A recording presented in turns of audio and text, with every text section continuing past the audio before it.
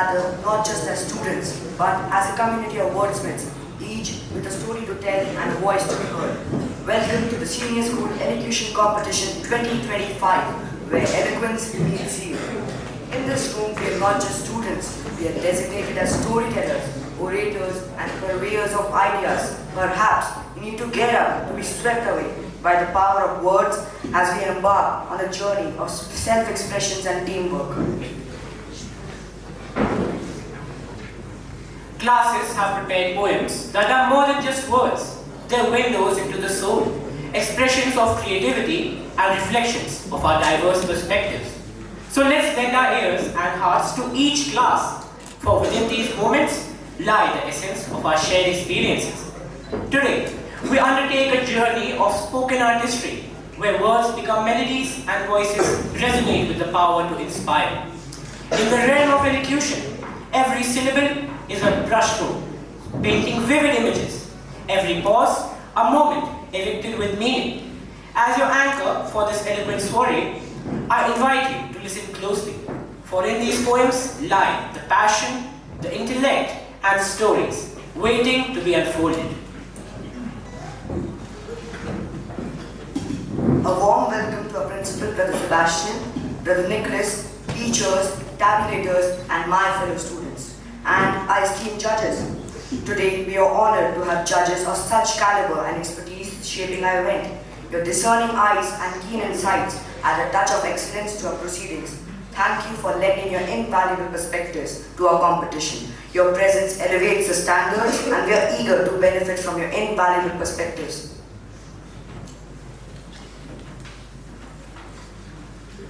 Without further delay, let the eloquence begin. Brace yourselves for a showcase of wit, wisdom, and the wonderful voices that make this morning extraordinary. Enjoy the ride, my friends. The poem Spanish Train will now be presented by Class 9A. Spanish Train by Chris de Burgh is a narrative piece that explores the eternal struggle between good and evil. It tells of the devil collecting souls aboard a mysterious train and being challenged by God in a game of cards. With vivid imagery and suspense, the piece highlights themes of fate, justice, and deception. The ending reveals the devil's victory through cheating, leaving a haunting sense of imbalance. The Spanish Train. I Christy Burn. There's a Spanish train that runs between Guadalquivir and Old Seville. And at dead of night the whistle blows, and people hear she's running still.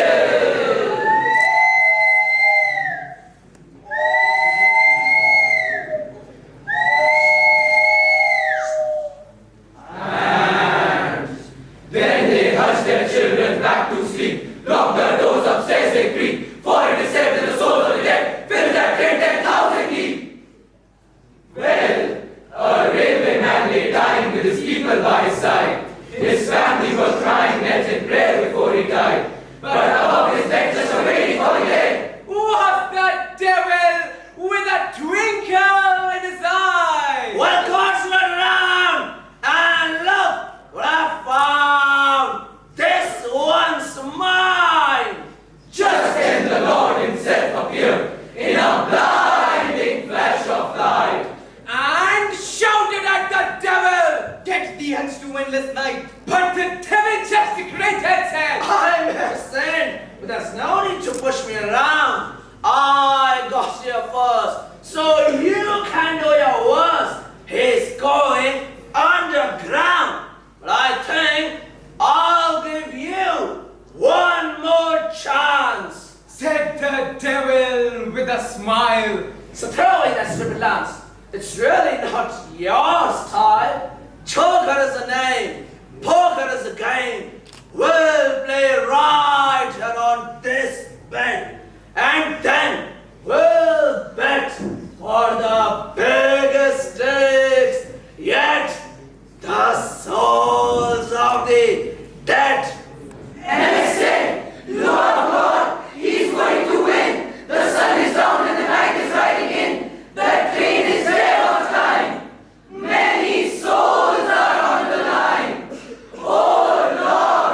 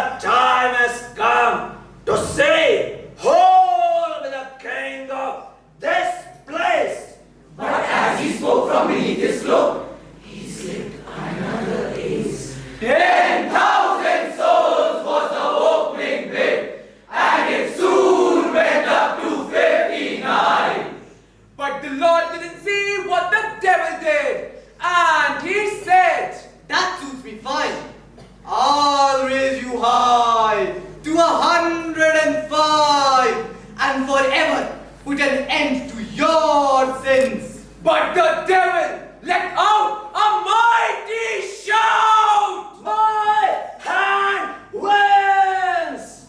And they said, Lord, oh Lord, you let him win. The sun is down and the night is riding in. That train is there on time. Many souls are on the line. Oh Lord, don't let him win. Well, that Spanish train still runs between Guadalquivir and Old Seville. And at dead of night the whistle blows and people fear she's running still.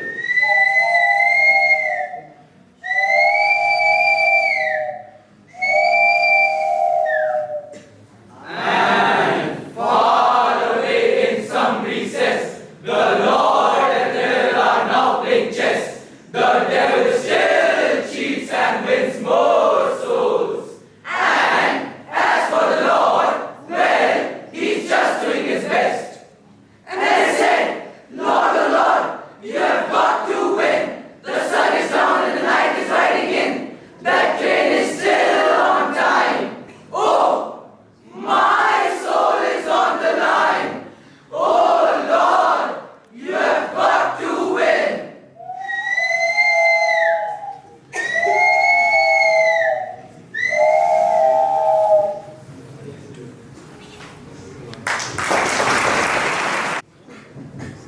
The train that went to hell. Anonymous. The train was crammed from the front to the rear. The devil himself was the chief engineer.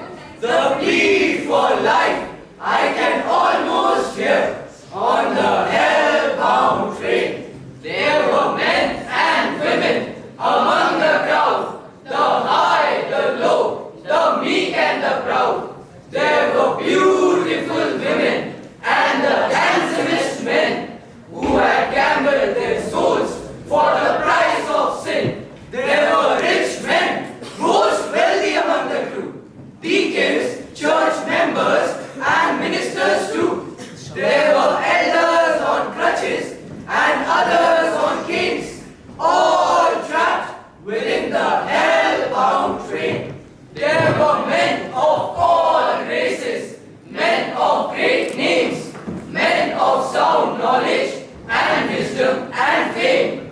There were men of all creeds, the young and the old, who had gambled with Satan for the price of their souls. They were all in the eyes and packed in their seats and tied with chains, both hands and feet. The windows and all the doors were chained. There was no escape from the hell-bound train.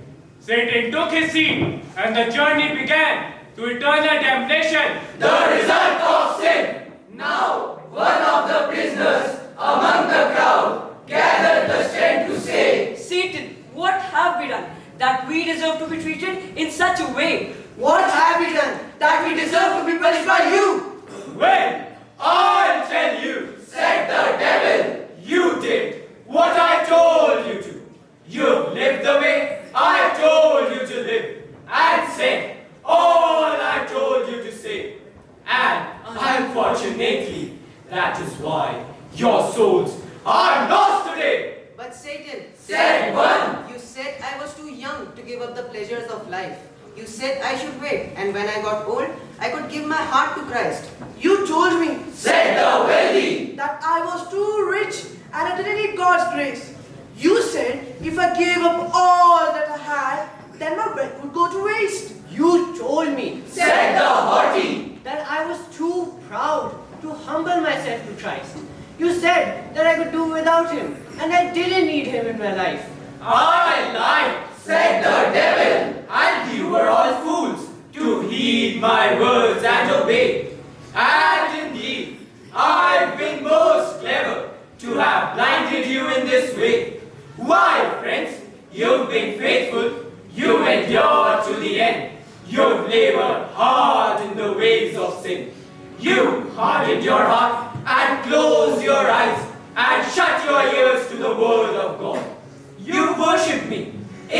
not true. So as faithful servants, I must pay you. You've finished your course, so I'll carry you through. After all, dear servants, that's the least I can do. And then he laughed an awful laugh that made his body shake and threw his head back on his shoulders as tears of joy streamed down his face.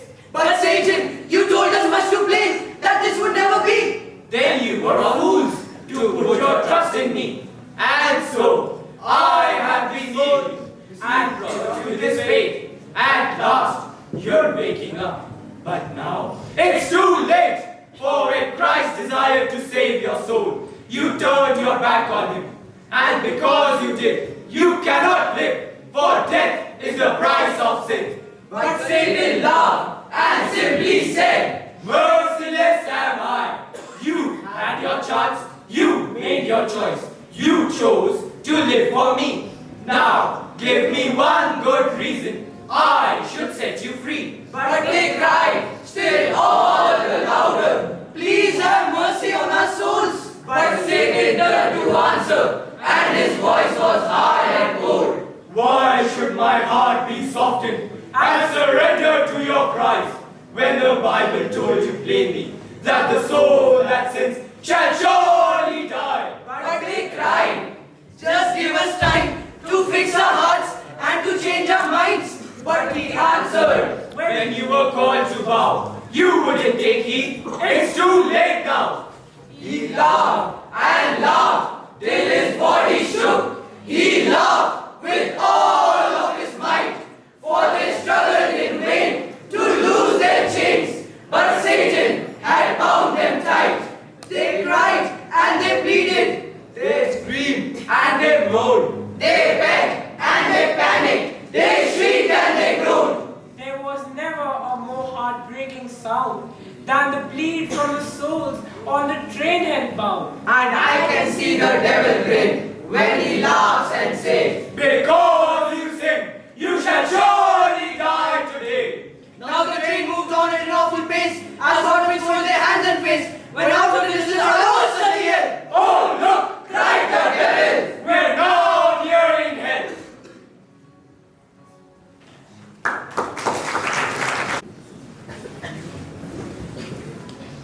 He's not war by Patricia Lithuanian.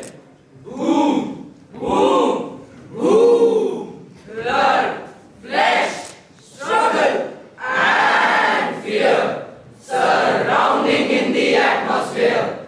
If one is sulky, one is scorned. If one is not a noble, one is a peasant. There are crimes, abuses, hates, and injustices. And the only thing that rules the earth is immorality. And the only thing that rules the earth is immorality. Silence, for the end may come. For the end may come. Voices are not made to speak the truth, but to shout and scream. Eyes are not made to see the reality, but to hide the facts and cry and weep. And the hands are not made to reach out, but to fight instead. This is not yet over. This is chaos. This is what we call war. It was a day of wind famine, last September 11, 2001. When everything crashed its way into human life, The United States of America's World Trade Center shattered. tranquility and harmony was lost. Roaming outsiders. Many lives were gone in just a blink of an eye. Mothers died, fathers vanished, and brothers suffered, leaving no more but distress and pieces of mind and soul. Guess what the cause is? Guess what the cause is? Terrorism, terrorism, terrorism, brought by the power of this indestructible greed. This is the beginning of the Third World War. This is the beginning of the Third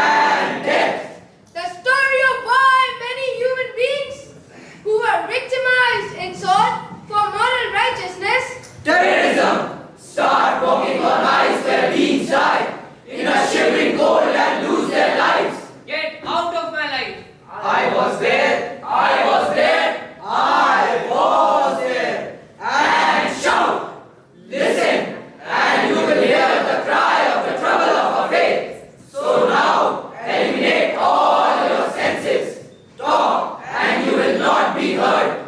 For your rights are separate from the other doves.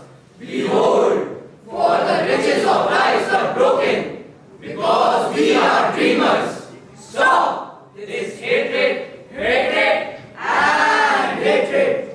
You who did cause for the voices of the youth, youth who has the right to behold, for the unity and progress of the future years. It is time to wake up. It is time to wake up. It is time to do something. It is time to do something. The clock is ticking. And then, 10, Selfishness, 9, arrogance, 8, hate, 7, justice, 6, pride, 5, war, 4, kindness, 3, Respect. 2, Love. and at last, peace. It is peace and wisdom we want. It is peace and wisdom we want. Like a steel bat that serves us on its path. May that be all. We need to show the true virtue of peace and love. Soldiers may march towards the war. Guns may kill millions of men. Homes may be shattered. And lives may be called in danger. But one thing is for sure. This is not the end. There is hope. We, the youth, lays here and wakes up in the advent of war processes. Save our future. Join hands together. For what we want is peace, not war. For what we want is peace, not war.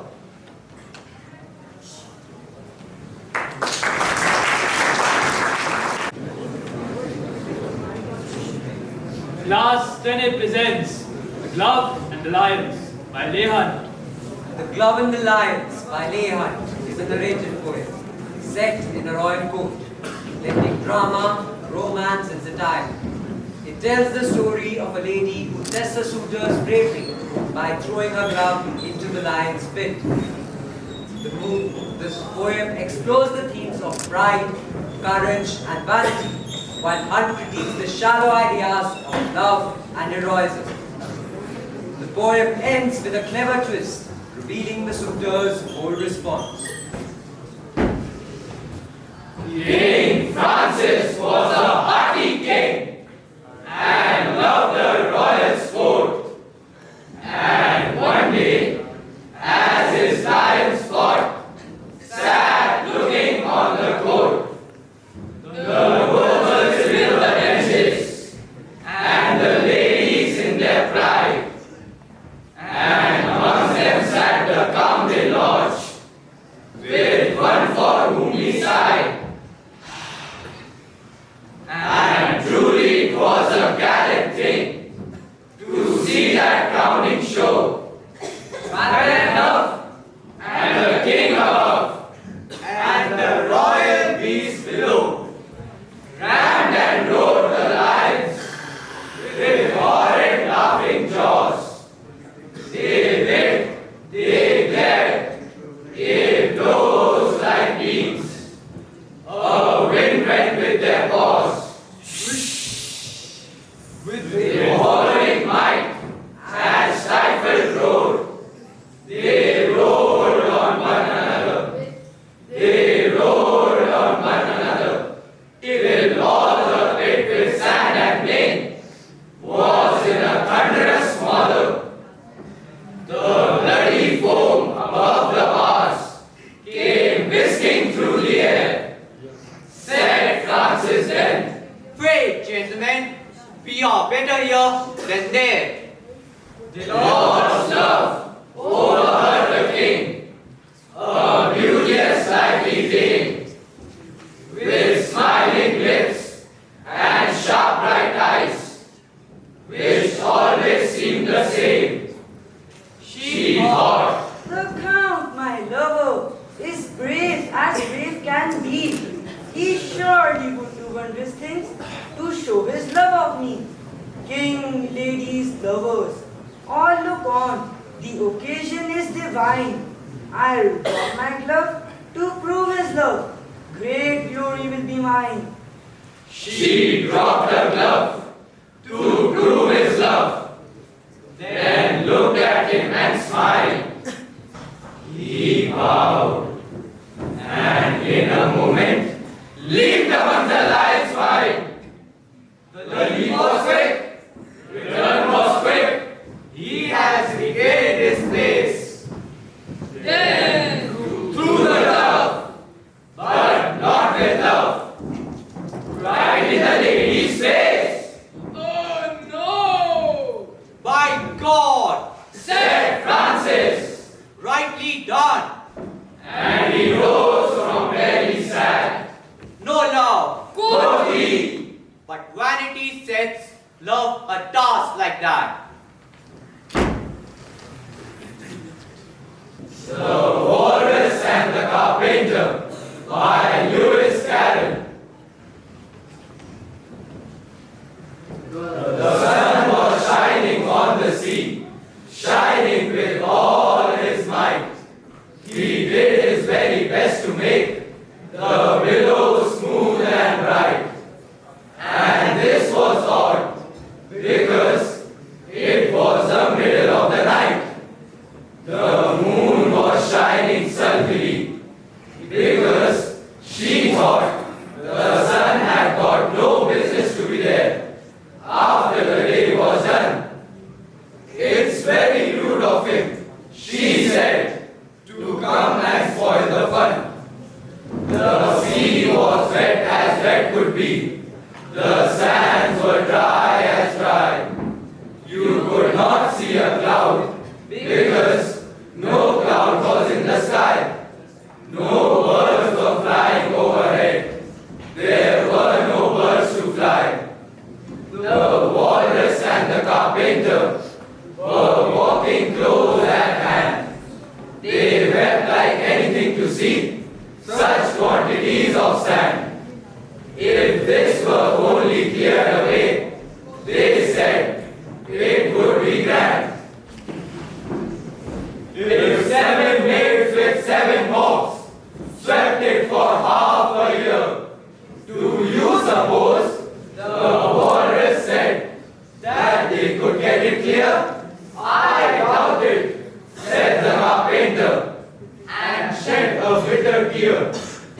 Oh, oysters, come and walk with us. The Walrus did beseech. A pleasant walk, a pleasant talk, along the briny beach. We cannot do with more than 4, to give our hand to each. The eldest oyster looked at him, but never a word he said. The eldest oyster winked his eye and shook his heavy head, meaning to say he did not choose to leave the oyster bed. But 4 young oysters hurried up, all eager for the treat. Their coats were brushed, their faces washed, their shoes were clean and neat. And this was odd, because, you know, they hadn't any feet.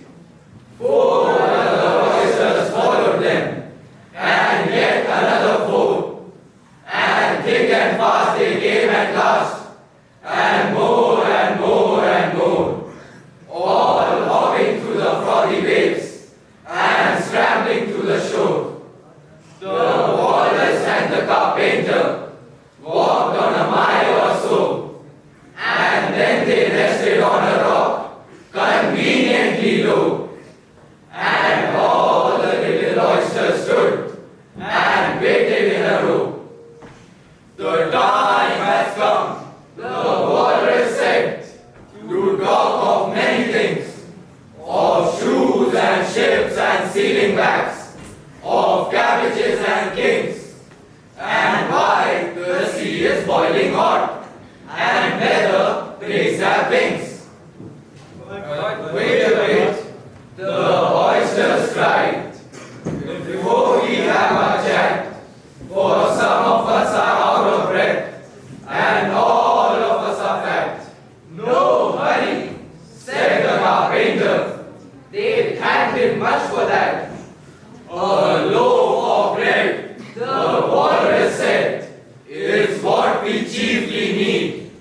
pepper and vinegar besides, are very good indeed.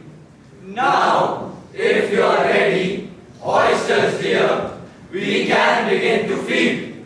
But not on us, the oysters cried, turning a little blue. After such kindness, that would be a dismal thing to do. The night is fine. The walrus said, do you admire the view? It was so kind of you to come, and you are very nice. The carpenter said nothing, but cut us another slice. I wish you were not quite so deaf. I had to ask you twice. It seems a shame, the walrus said, to play them such a trick, after we had brought them out so far and made them trot so quick. The carpenter said nothing, but the butter spread too thick. I feel for you. I deeply sympathize. With sobs and tears he sorted out those of the largest size, holding his pocket handkerchief before his streaming eyes. Oh, oysters, you had a pleasant run. Shall we be trotting home again? But answer came there none, and this was scarcely odd, because they had eaten everyone.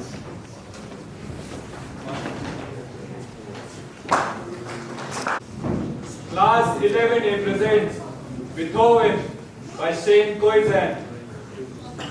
Listen, listen, listen. His father made a habit out of hitting him. See, some men drink, some men yell, some men hit their children. This man did it all. Because I guess all men want their boys to be geniuses. Beethoven, Beethoven, Beethoven. Little boy living in a house where a king went. Living in a house where mercy had to be earned through each perfect road turning up to the roof to tickle the toes of angels whose harps couldn't hold half the passion that was held in the hands of a young boy who was, Yes, you heard it right. who was hard of hearing. Beethoven, Beethoven, Beethoven, who heard his father's anthem every time he put finger to ivory. It was not good enough. So he played slowly, Not good enough. so he played softly, Not good enough. so he played strongly, Not good enough. and when he would play no more, and his fingers crammed up like the gnarled roots of tree trunks, it was not good enough. Beethoven, Beethoven, Beethoven. A musician without his most precious tool, his eardrums. His eardrums could no longer pound out rhythms for the symphonies playing in his mind. He couldn't hear the audiences clapping. Couldn't hear the people loving him. Couldn't hear the women in the front row whispering. And kings, queens, it didn't matter, The man got down on his knees for no one. but amputated the legs of his piano so he could feel the vibrations through the floor. The man got down on his knees for music. And when the orchestra played his symphonies, it was the echoes of his father's anthem repeating itself. Like a broken record. A broken record. It was not good enough. So they played slowly. Not good enough. So they played softly. Not good enough. So they played strongly. Not good enough.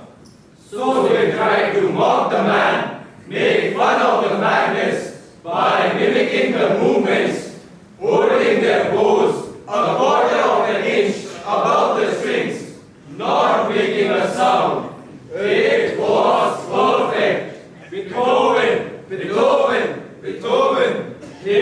thoughts moving at the speed of sound, transforming emotions into music. And for a moment, it was like joy was a tangible thing. Like you could touch it. Like for the first time we could watch Love and Hate. Love and hate danced together in the walls of such precision and beauty. That we finally understood that history wasn't important. To know the man, all we ever had to do was listen, listen, listen.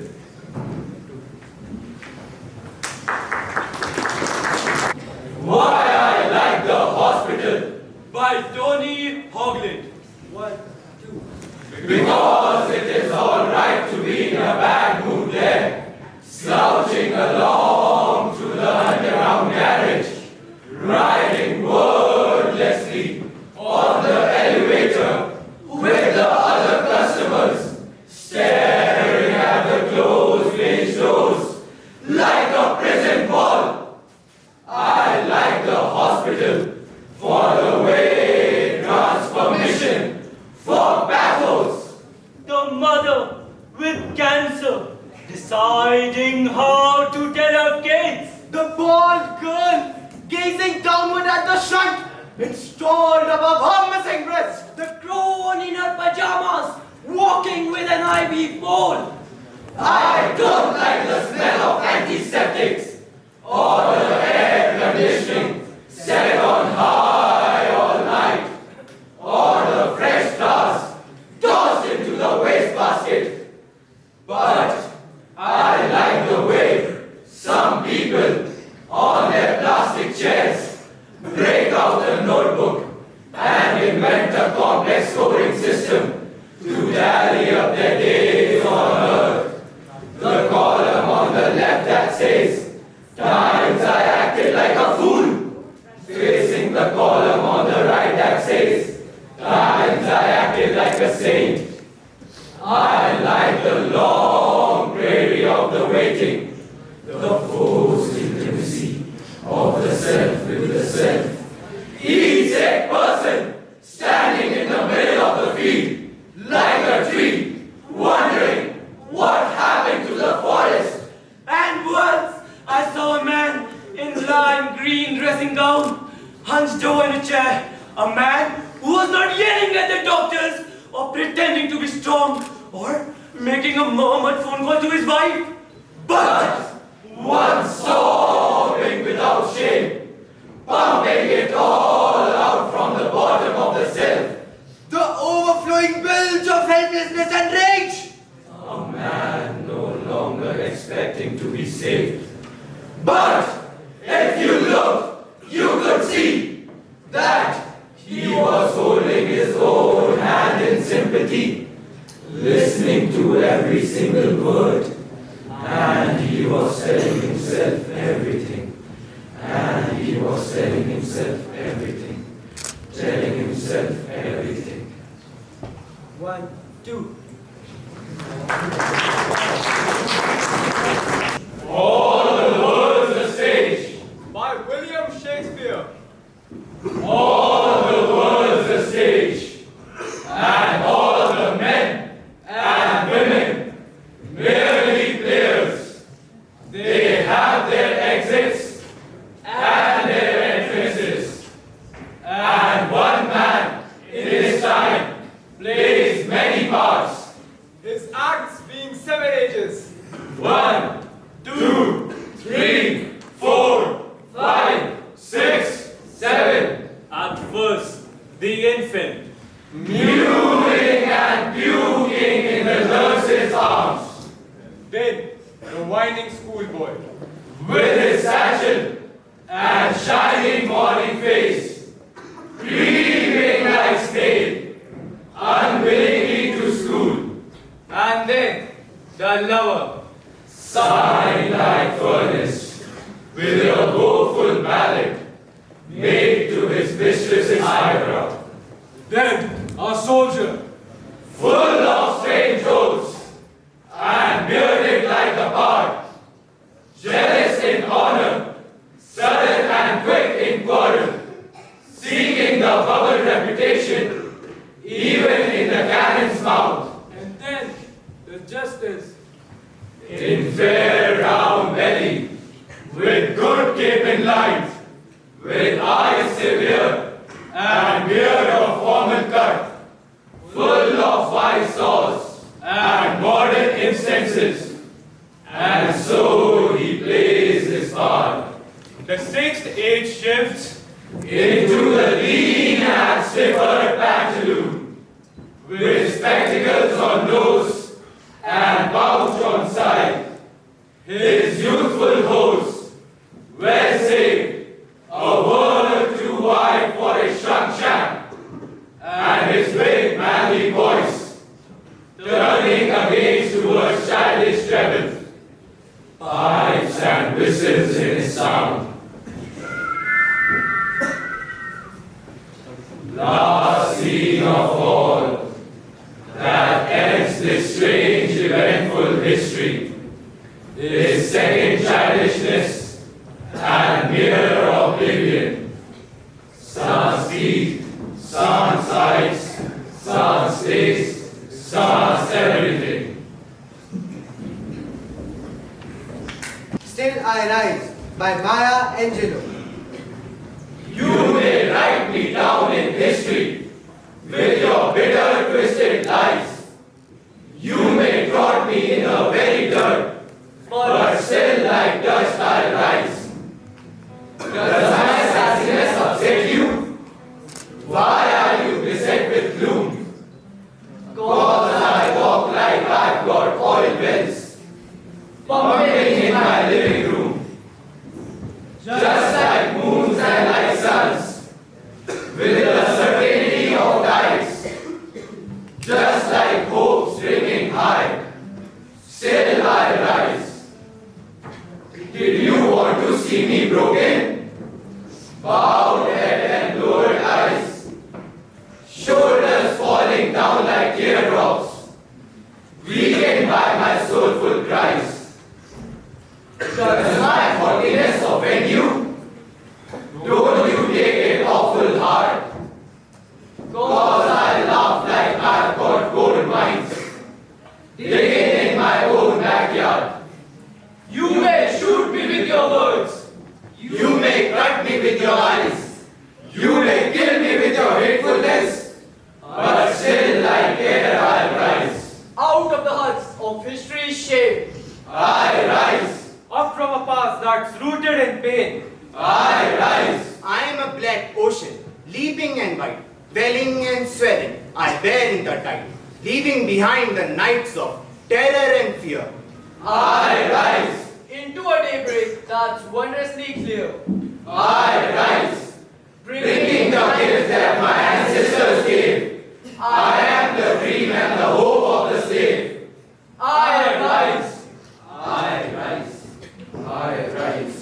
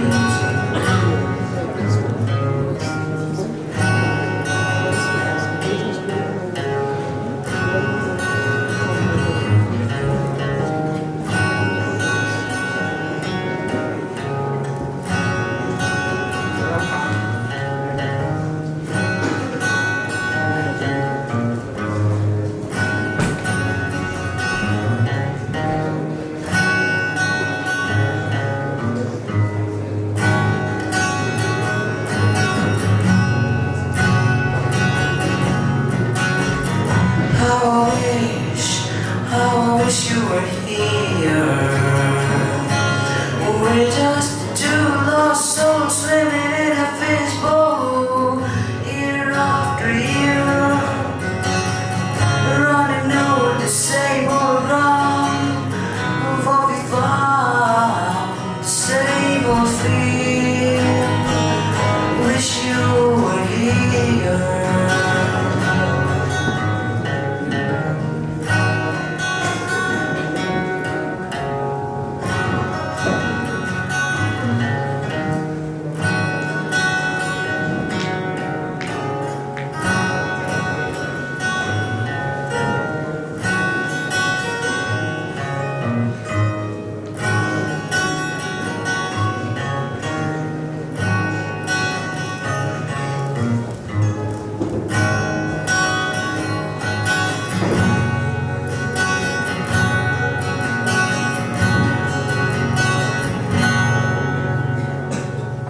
Thank you. Dear teachers and my dear students.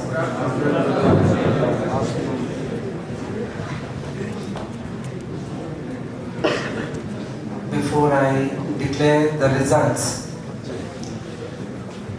I liked all of you on stage. You looked wonderful. You did really well.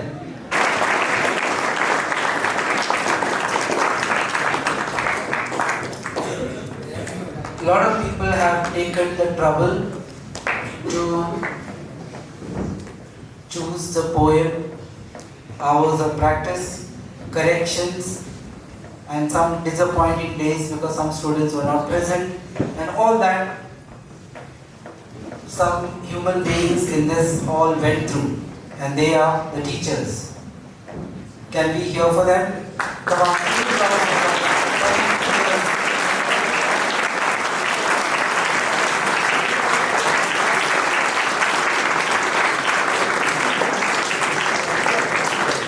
I also take this opportunity to thank our judges and people who collated the results together. Please give them a round of applause.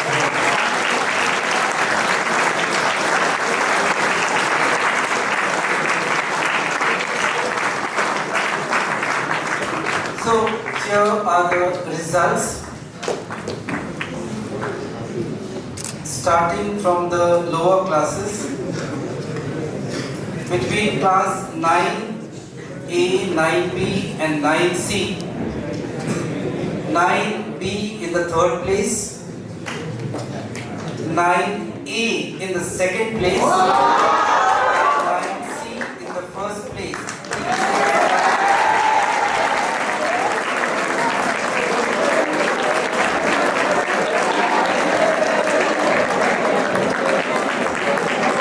The next class 10A in the second place and 10B in the first place.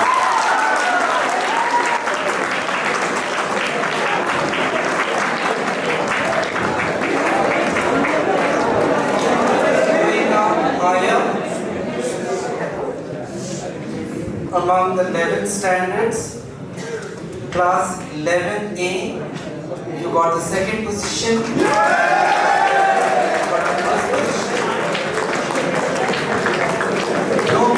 No clap for them, please.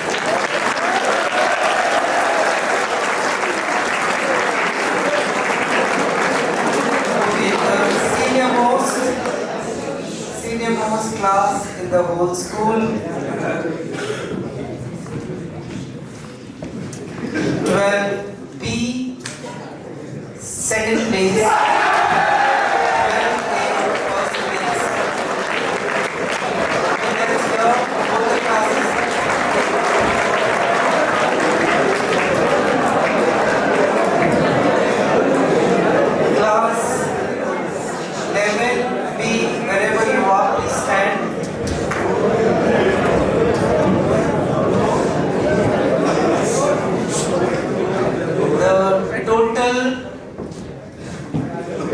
classes 9A to 12B, the highest total was secured by class 11B.